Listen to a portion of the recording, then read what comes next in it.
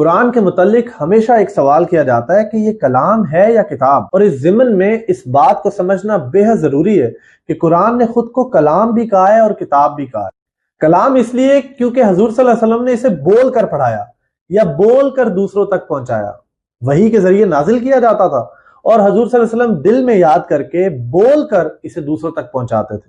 لیکن اس میں سوال یہ اٹھتا ہے کہ پھر کتاب کی شکل میں کیوں نہیں نازل کیا گیا؟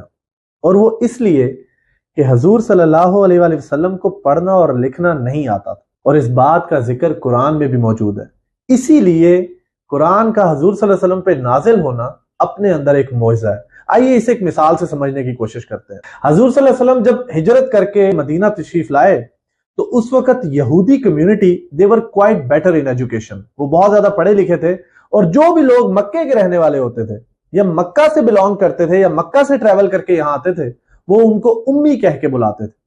امی کا مطلب ہے ان پڑھ یا ایسا شخص جو ابھی ابھی پیدا ہوا ہو۔ تو جب حضور صلی اللہ علیہ وسلم مدینہ تشریف لائے اور سورہ بقرہ کی کچھ آیات نازل ہوئیں جو اس طرح سے ہیں الف لام میم، جو پہلی آیات ہے سورہ بقرہ کی، تو یہودیوں میں چہ بگوئیاں ہونے لگیں، ڈسکشنز ہونے لگیں کہ محمد کو الف لام میم کے بارے میں کس نے بتایا؟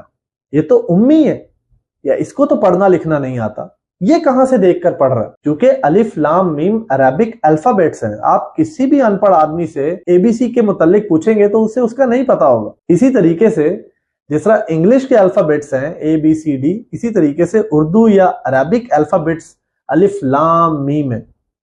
تو اس کے جواب میں یہ ورس کنٹینیو ہوتی ہے، ذالک الکتاب لا ریب فیہ ھدی للمتقین، وہ اللہ کی کتاب ہے جس میں کوئی شبہ نہیں ہے اور تقوی رکھنے والوں کے لیے ہدایت کا ذریعہ ہے۔ ذالک الکتابو کا اکثر ترجمہ کیا جاتا ہے کہ یہ اللہ کی کتاب، یہ کے لیے جو عربی میں ورڈ یوز ہوتا ہے وہ ھذا ہے، تو اس کا صحیح ترجمہ ہے وہ اللہ کی کتاب ہے۔ تو اس کو کتاب اس لیے کہا گیا کیونکہ یہ اللہ تعالیٰ کے پاس لوح محفوظ میں کتاب کی شکل میں آلریڈی محفوظ ہے۔